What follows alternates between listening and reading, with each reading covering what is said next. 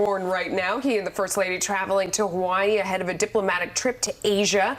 The president arriving in that region during a time of heightened tensions between the U.S. and North Korea. Hello, everyone. Happy Friday. Welcome to Happening Now. I'm Melissa Francis. Happy Friday, my friend. And to you as well. Absolutely. It's going to be a great weekend. I'm John Scott. Mr. Trump making a brief stop in Honolulu at Pearl Harbor later this evening before traveling to Japan, South Korea, China, Vietnam, and the Philippines on a 12-day tour. The president expected to take a tough line on nuclear threats from the North and press leaders of other nations, namely China, to follow suit. Kristen Fisher is live from the White House with more on the president's travels. Kristen.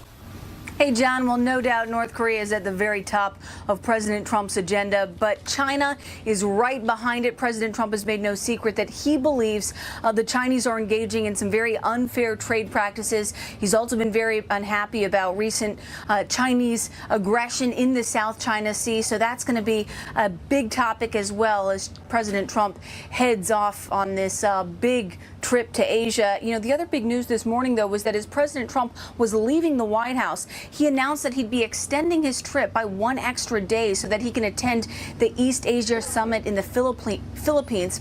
He also addressed the special counsel's investigation into Russia, specifically that now infamous meeting with George Papadopoulos, the former campaign associate who just pled guilty to lying to the FBI. Well, the president described that meeting as unimportant. He also said he doesn't remember all that much about it before adding this. All I can tell you is this. There was no collusion. There was no nothing. It's a disgrace, frankly, that they continue. You ought to look at Hillary Clinton, and you ought to look at the new book that was just put out by Donna Brazile, where she basically bought the DNC and she stole the election from Bernie. So that's what you ought to take a look at.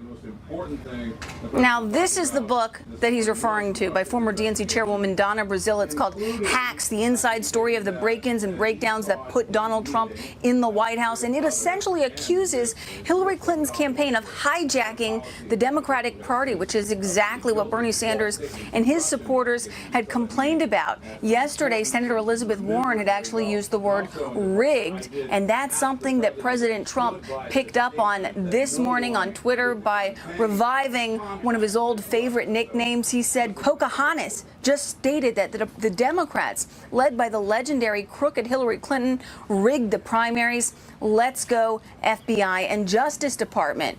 Well, Senator Warren responded shortly after by saying, you might think your tweets are cute, real Donald Trump, but they won't stop Mueller's investigation or keep your people out of jail. So President Trump is really putting the pressure on the Justice Department and on the FBI to investigate Hillary Clinton's campaign, its influence on the DNC, and that now infamous dossier. But John, his critics are continuing to call that kind of behavior inappropriate. They say it's simply not appropriate for any president to put pressure on a Justice Department to investigate anyone or anything, John. Just another Friday morning in Washington at the White House, right? You know it. Kristen Fisher. Kristen, thank you. Thanks. President Trump leaving for a major international trip as key positions for the lead U.S. Foreign Affairs Agency remain unfilled, and in some cases without a nominee. The president addressing the matter last night during an interview with Laura Ingraham. He said the openings at the State Department will not impede his agenda. So we don't need all the people that they want. You know, don't forget, I'm a business person, and I tell my people, well, you don't need to fill slots, don't fill them. Let me tell you, the one that matters is me. I'm the only one that matters, because when it comes to it, that's what the policy is going to be. You've seen that. You've seen it strongly. Joining me now is Glenn Hall, news editor for the Wall Street Journal. What did you make of that statement? Well, I don't see him bragging as much as stating a fact. We have seen in the Trump administration that he is the kind of hands-on directing of a policy president, and not the kind of president that fully delegates and lets others take the lead. Yeah, I mean, I was an energy reporter and covered the Department of Energy for years. There was tons of duplication. Is it the same thing in the State Department? Well, that's what the president seems to be saying, and that's been one of the criticisms that Republicans have brought to the government, that we don't need all of these positions. We don't need this big government to get the job done. And one of the things that President Trump said during the campaign. So he's making good on that promise, it seems. Meanwhile, obviously there's a lot on his plate for this trip in particular. What are the most important points? I mean, I imagine it has to do more with North Korea's neighbors than necessarily North Korea itself. Well, there's no question it's all about North Korea. That's the #1 priority. But you're absolutely right, because without a sort of united front with China, Japan, South Korea, and others, it's really hard to see how you make any progress getting North Korea to stand down on its nuclear ambitions. So what does it look like, though? I mean, them standing down on their nuclear ambitions. What would you want to see China step in and have them do? I mean, does that involve handing stuff over? I mean, what does it look like? Well, China is certainly the key player here. And, you know, if they were to be much more engaged the way the president is intended to pressure Xi Jinping to do, then you would see sanctions having a perhaps more impact and bringing North Korea to the table to have discussions. Right now, we've got a standoff, and until China and Japan, South Korea, and the United States bring a united front, it's hard to imagine any talks or meaningful talks bringing any progress. Yeah. The second piece of the puzzle has to do with fair and free trade between China and the U.S., that whole idea of getting things back on a level playing field. I never knew how much to take that seriously, or was that a pressure point that's mainly about North Korea and their nuclear program? I mean, where do you think is the balance there? Well, I think the president is sincere in his effort to try to rebalance the trade. And, you know, it's an interesting moment because Chinese President Xi Jinping has newly consolidated power in China, and this is their first meeting face-to-face since that happened. So it's going to be very interesting to see how far President Trump pushes that fair trade agenda, because it might come into conflict with his other goal of trying to get China to help with North Korea. Yeah. What is that relationship like between those two as they size each other up? Well, generally speaking, it appears they have a pretty good relationship, one of the ones that President Trump has sought to cultivate on a personal level, even though they may disagree on some of these big issues. And, you know, perhaps the only other relationship in Asia that's more important to the president has been Japan's Shinzo Abe, where they have really met much more frequently than the president has with Xi Jinping.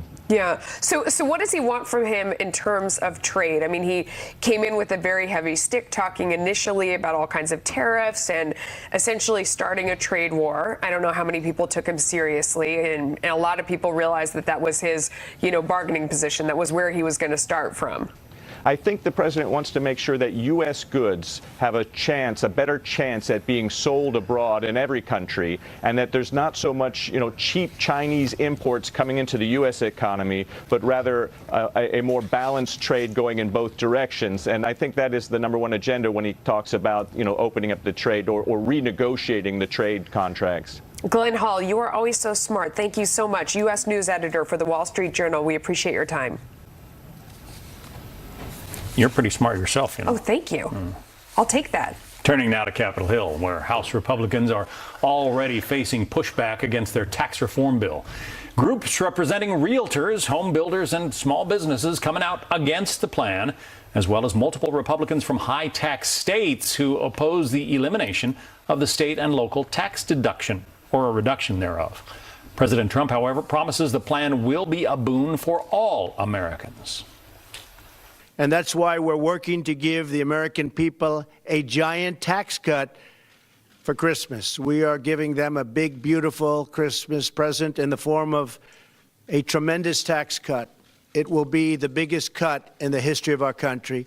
It'll also be tax reform, and it'll create jobs. Leland Vittert, who has memorized the U.S. tax code, is live in Washington for us. Leland. Well, I will tell you this, John. You are hearing almost the same thing from the president as from almost, and the key word here is almost, all Republicans on Capitol Hill. look, when you lower these tax rates, when you simplify the code so much so, 9 out of 10 Americans are filing on a postcard style system. There's a simplicity and a fairness that's missing from the current tax code. Middle class Americans get that. All right, so here is what the Republicans are describing: a tax bill that creates fewer brackets while leaving the top rate of 39.6% in place, nearly doubling the standard deduction, raising the child tax credit from $1,000 to $1,600, and leaving in place the 401k rules for retirement. However, Republicans from high-tax states like Lee Zeldin from New York and Leonard Lance in New Jersey say the changes in the state and local tax deduction are deal breakers. How many Republicans from those high tax states hold out could change things significantly. On the business side, the GOP wants to slash the corporate rate from 35% to 20%. Businesses are happy about this. Cut the rate on small business income, pass-through income to 25%, repeal the alternative minimum tax, and double the death tax exemption, repealing it after 6 years. Senate Democrat leader Chuck Schumer and other Democrats say this is simply another tax cut for the richest Americans on the back of the middle class. We see what our Republican colleagues are doing. The bill comes out Thursday. They want to start marking it up Monday. A bill of enormous complexity that affects millions of people in so many different ways. That's a disgrace. So remember the math in the Senate for health care that kept Republicans from passing anything. Republican Senate leadership hope they can get some breathing room by convincing at least a few Democrats to vote for this bill, but so far none have been willing to come forward. John, whether the tax code gets revised or not, there would be only someone like you who could possibly be able to memorize the whole thing. Yeah.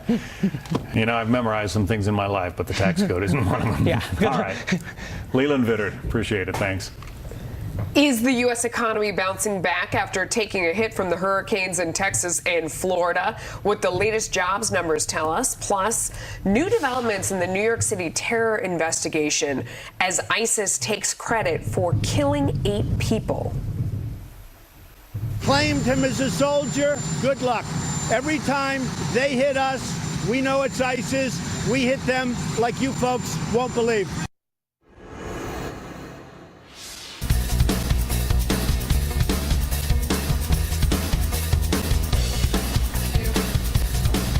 It appears there is a burst in hiring across the country, a rebound from the hurricanes that devastated several states in September. U.S. employers adding 261,000 jobs in October, and employees may have the advantage. Many businesses are struggling to fill open positions. Meanwhile, the unemployment rate decreased to 4.1%. That's a 17-year low. But the number could be misleading because many people have stopped looking for work and are not considered unemployed. New York City is putting up new concrete barriers to prevent vehicles from plowing into pedestrians. This after Tuesday's truck attack in Lower Manhattan that killed 8 people along a bike path. Brian Yennis is reporting live from Lower Manhattan. And Brian, what does it look like down there now? Good afternoon, Melissa. Well, behind me is a memorial for those 8 victims that were killed on Tuesday. We are at the beginning of that bike path where the terror began. You see the photos, the flowers, and the sentiments, and really just people coming by in their bicycles and walking by, stopping to take photos and pay their respects. This, as New York City responds to take action by putting these concrete barriers along the bike path on the west side of Manhattan. Some are small, others are large concrete highway barriers placed around the 57 key intersections that are around this bike path to prevent vehicles from getting on this path. Now, this, as Reuters reports, ISIS has claimed responsibility for the attack in its weekly Al-Naba newsletter Thursday. Though ISIS did not provide any evidence, the group called the attacker one of its caliphate soldiers. Investigators believe suspected terrorist Saifullah Saipov self-radicalized in the United States and that he acted alone. Meanwhile, chilling new details from a man who was driven by Saipov 5 days before the attack. Saipov was registered as an Uber and Lyft driver. The 34-year-old British designer and his girlfriend were picked up at Newark Airport by the suspect. It was weird because we'd been in the taxi with him for, it was about an hour, the journey to the hotel. So we talked for a long time. Like you get an idea of a person. He seemed absolutely normal. Now the FBI has questioned the suspect's 32-year-old not being, but reportedly man immediately before the attack. The friend has since condemned the attack and is reiterating that this attack is not representative. Okay. We are obviously having some problems with the connection there to Brian Yanis. We will try and get him back when we can, John. The accusations of sexual harassment and worse continue to crash over Hollywood. Police launch new investigations into movie mogul Harvey Weinstein.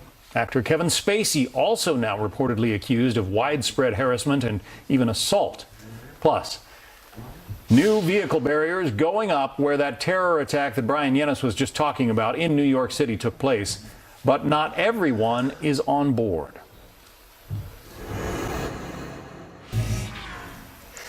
Embattled Hollywood film producer Harvey Weinstein is facing 2 new criminal investigations. Authorities in New York now looking into claims by Boardwalk Empire actress Paz de la Huerta, who says that Weinstein raped her twice back in 2010.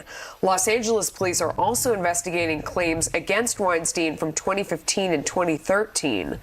Meanwhile, actor Kevin Spacey is facing accusations of his own. This is according to a new report. 8 current or former staff members on House of Cards say Spacey touched them without consent or made unwelcome comments. Netflix has suspended production on the series for now. ISIS is now claiming responsibility for Tuesday's terror attack in New York City. Its newspaper reportedly calling suspect Sayfullo Saipov a soldier. And as we reported, concrete barriers are going up now along the attacker's route, but they're getting some criticism. Joining us, Michael Balboni, a former New York State Homeland Security Director. First, about the ISIS claims, Michael, what do you make of them? So it comes later than usual. What the attitude normally is that they're going to take immediate credit for it if, in fact, they've had something to do with it, which furthers the theory that says, no, actually, they didn't really have anything to do with it. This is someone who was self-radicalized. And secondly, it also speaks to the continuing need of ISIS to create this virtual caliphate, since they've lost their caliphate, the physical caliphate attempt in the Middle East. So what we're anticipating is that this is really the new normal for their activities. They're going to try to inspire folks remotely. And one of the things that's come out, John, is that this individual who did the attack in New York followed the ISIS magazine directions almost exactly, and even coming down to having papers in the car with the sayings that they want, ISIS remains forever. But what about the part where you jump out of a truck that you've just used to smash into a school bus, carrying a couple of, what amount to toy guns, a BB gun and a paintball gun? What's that all about? Well, so again, speculation as to what the motivation was. Probably the most consistent theory is that he wanted to have death by or suicide by police officer, that he wanted to get out with the guns and try to create a confrontation and then have the video of him being gunned down on the streets of Manhattan, which would, in the ISIS mindset, would then hopefully inflame a lot of other supporters and sympathizers for their cause. So that part of it didn't exactly turn out the way he planned. No, and otherwise, in the ISIS magazine and Inspire magazine by Al Qaeda as well, they talk about having a secondary weapon. So after the vehicle attack is completed, that they would come out with a knife. It's what we've seen in the British attacks and actually in Germany as well. But he had knives in the car and his apartment, but he didn't bring them with him. And so therefore he took these 2 weapons that were non-lethal, and therefore we suspect that he may have just wanted to have that confrontation with the police officers. So they're putting up barricades now, concrete barricades along the bike path along New York City's West Side Highway.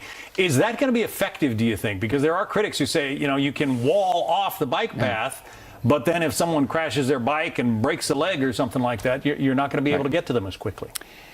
So this goes to the whole controversy of fortification of an area, of an urban center.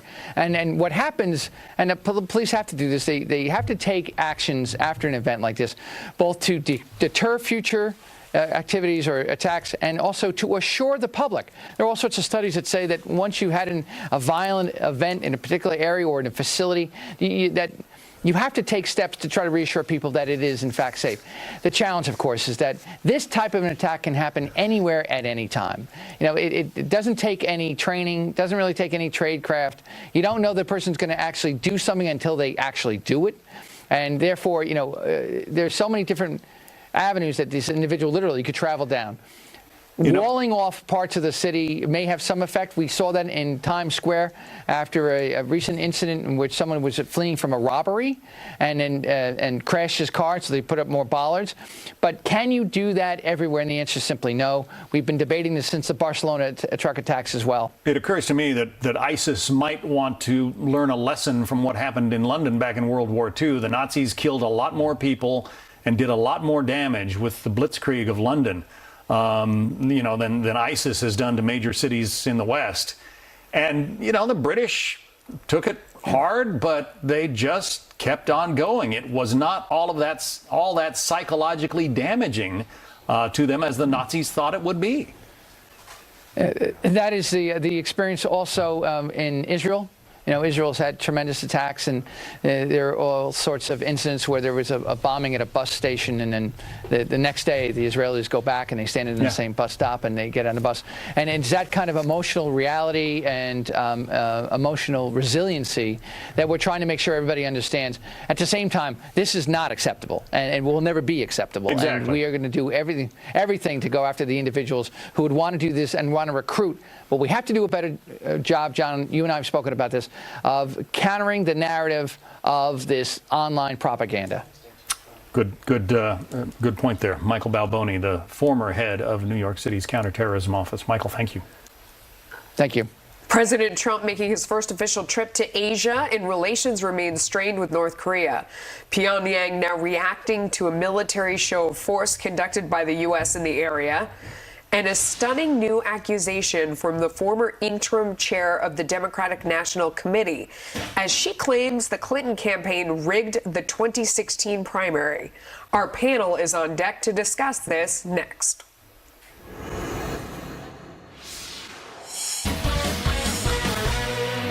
President Trump traveling to Asia for a 12-day tour of 5 nations, and the North Korea nuclear threat will be a top priority on his agenda during his visit. Meanwhile, 2 U.S. supersonic bombers flew over the Korean peninsula today, drawing a strong response from Pyongyang. Chief National Security Correspondent Jennifer Griffin is live from the Pentagon with more. Jennifer, what was the reaction? Well, Melissa, the American B-1B bombers took off from Guam last night. It was a pre-planned training mission, but it's no accident it coincided with the president's trip to Asia. It certainly got Pyongyang's attention. North Korea's state-run news agency just released the following statements, quote, "The gangster-like U.S. imperialists are ceaselessly resorting to their frantic nuclear threat and blackmail to stifle the DPRK with nukes at any cost. On Thursday, they led a formation of B-1B nuclear strategic bombers stationed at the Andersen Air Force Base on Guam stealthily fly into South Korea again to stage a surprise nuclear strike drill targeting the DPRK.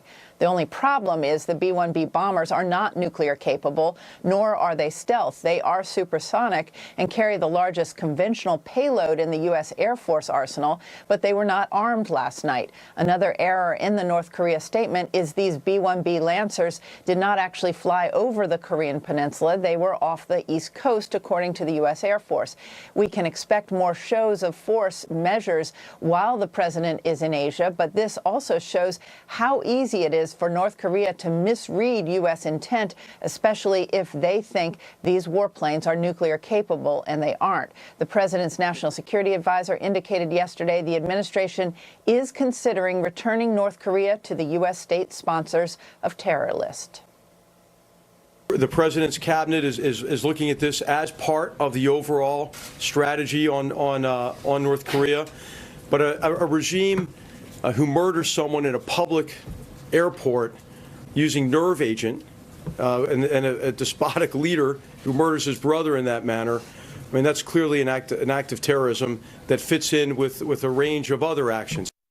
The president will be in Asia for 12 days. For the first time in a decade, 3 U.S. aircraft carriers will be in the vicinity. South Korea's spy agency is now reporting North Korea could be preparing for another missile test. Melissa? Jennifer Griffin, thank you. Well, the political website Politico publishing a bombshell book excerpt from former interim DNC chairwoman Donna Brazile. She says Hillary Clinton effectively rigged the Democratic primary against Bernie Sanders by taking control of the DNC's finances nearly a year before winning the nomination. The allegations sparking strong condemnation from President Trump as well as a top Democrat. I think it's it's a major story. Now, I don't know if the mainstream fake media, because they are fake and phony, but I just don't know if they're going to pick it up. But I want to tell you, that is a big story, what she's saying. This is a real problem. But what we've got to do as Democrats now is we've got to hold this party accountable. Very quickly, Senator, do you agree with the notion that it was rigged? Yes. Let's bring in David Catanese, senior politics writer for U.S. News and World Report. Hugo Gurdon is editorial director for the Washington Examiner. All right, so Elizabeth Warren says it was rigged. Here is a video statement that Hawaii Congresswoman Tulsi Gabbard, a Democrat, put out about all of this. Listen. Earlier today, we heard from Donna Brazile that what many people had suspected for a long time has turned out to be true. The DNC secretly chose their nominee over a year before the primary elections even occurred. Now, Tulsi Gabbard has long been a critic of the Democratic National Committee.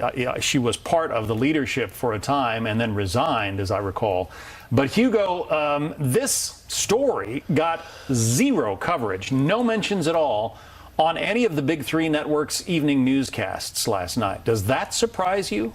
It does surprise me because this was a fascinating attack by a very senior Democrat on Hillary Clinton. And it essentially proved what was clear to a lot of people, and that is that the DNC became a wholly owned subsidiary of Hillary Clinton's election campaign a year before she won the nomination. And, you know, Bernie Sanders' supporters have a very strong reason to believe and to complain that the election or the nomination was rigged against their favored candidate. But there were a couple of really other fascinating aspects to this. One is it just showed how badly President Obama damaged the Democratic Party. One of the reasons why Hillary was able to take over the DNC so early was that he left it $24 million in debt. So it was basically bankrupt, and she had to financially rescue it.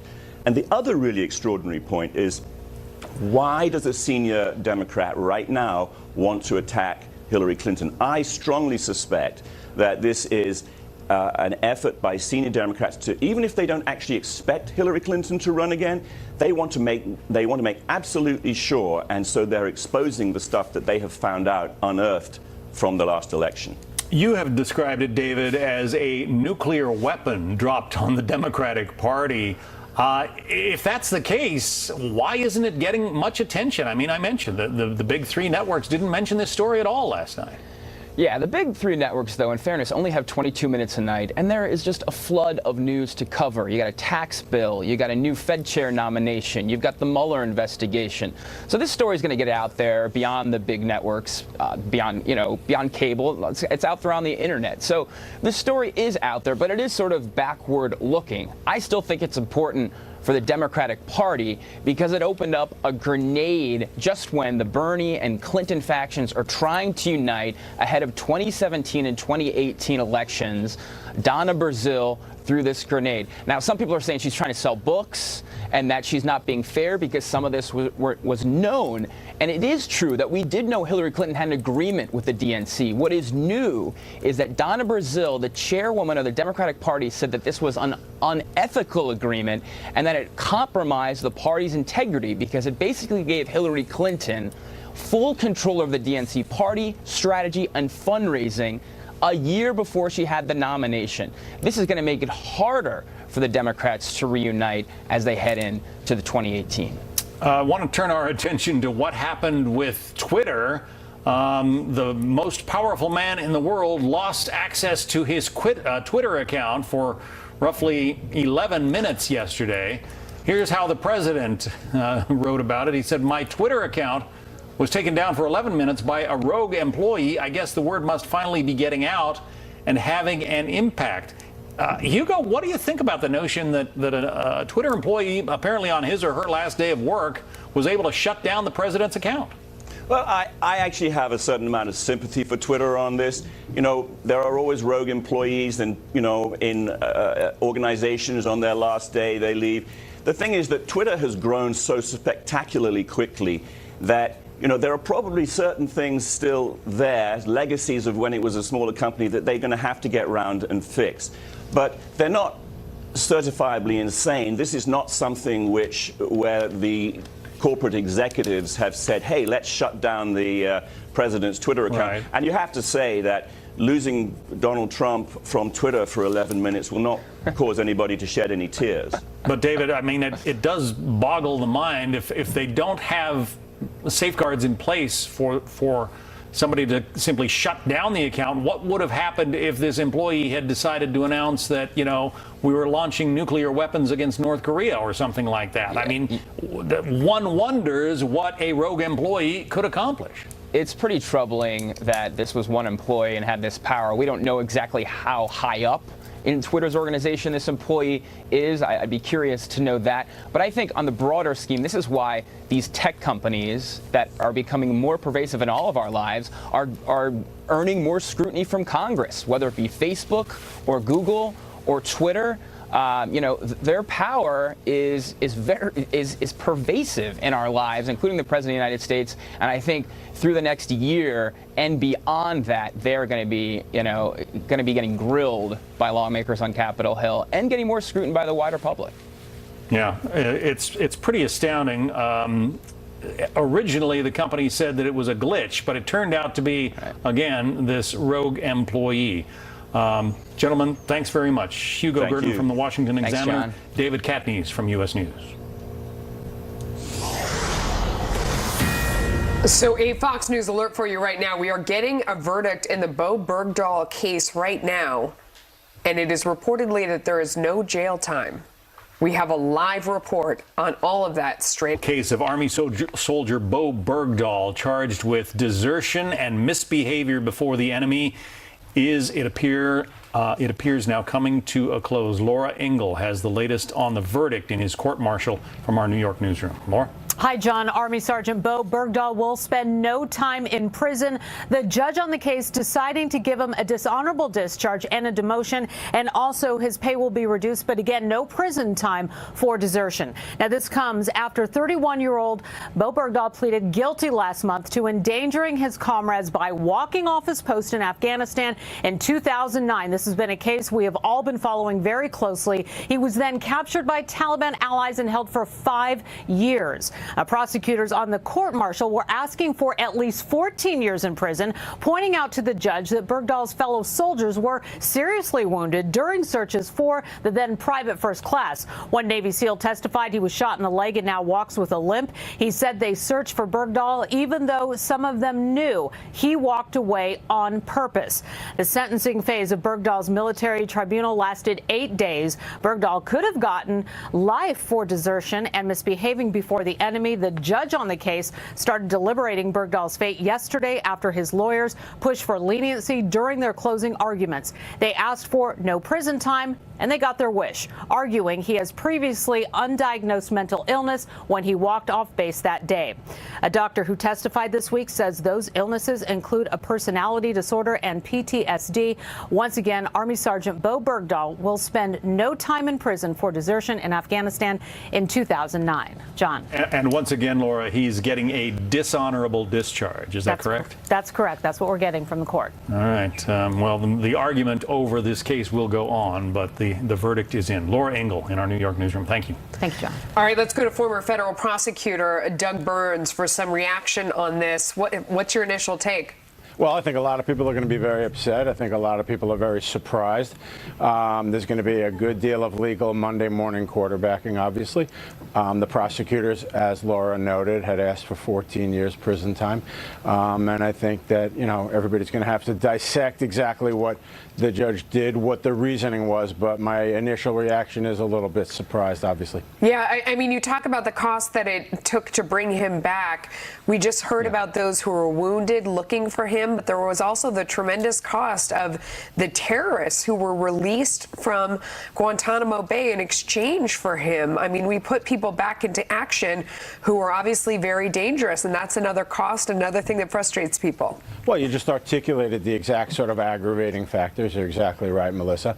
The time and resources, the effect on those who were with him, and you're exactly right. So again, I mean, I'm just hearing this and I'm reacting and I'm a little surprised. And so obviously what I'm going to do, and I suggest everybody does, is, look at it closer. Let's see how the judge broke it down. Obviously, there's the relationship, between political discussions and court-martial and legal discussions, and we go from there. Yeah, I mean, part of the defense was a previously undiagnosed mental illness. They talked about the fact that he had PTSD, but they didn't know it at the time, and also that he had a personality disorder. I mean, are those things that would have been noticed before this happened? Does that sit well with you, that defense? Yeah, but, again, now you point out, and you're right, you point out, a mitigating factor ostensibly. So that may well have been an important factor that the judge took in. There will be those who will argue that that's not significant enough to have resulted in a non-prison sentence at all. But at the same time, as you highlight, it is a factor that potentially was taken into account in reaching this dishonorable discharge with no prison time result. Yeah, I mean, others also made the argument about the fact that President Trump said disparaging things about bringing Bowe Bergdahl back and what was traded for him and that sort of thing. And that could have made it more difficult for him to get a fair hearing in this case. There was definitely some commentary. I think, I'm not 100% that the judge may have referred to that in passing at one point, Melissa, saying something about, unfortunate remarks, but I'm not 100%, as I said. But if that's true, that actually would be something, not necessarily a formal legal part of the equation. But, judges are human beings. I've been around and practicing for 32 years. And maybe there was some upset that the president had made some remarks about pending litigation, essentially military litigation. Again, if you're just joining us, no jail time for Bowe Bergdahl in the case against him for desertion, and misbehavior before the enemy. We'll be right back.